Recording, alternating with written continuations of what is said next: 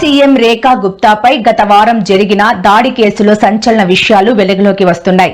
నిందితుడు రాజేష్ సక్రియా తొలుత ఆమెపై కత్తితో దాడి చేయాలని ప్లాన్ వేసినట్లు పోలీసు వర్గాలు సోమవారం వెల్లడించాయి. పటిష్టమైన భద్రత కారణంగా తన ప్లాన్ ను చివరి నిమిషంలో మార్చుకుని ఆమెపై చేయి చేసుకున్నట్లు విచారణలో తేలింది. ఢిల్లీలో వీధి కుక్కలను నివాస ప్రాంతాల నుంచి షెల్టర్లకు తరలించాలని సుప్రీంకోర్టు ఆదేశాలు జారీ చేసింది. ఈ విషయంపై తాను ఎన్నిసార్లు విజ్ఞప్తి చేసినా సీఎం రేఖా గుప్తా పట్టించుకోవడం లేదని నిందితుడు రాజేష్ సక్రియా ఆరోపించాడు.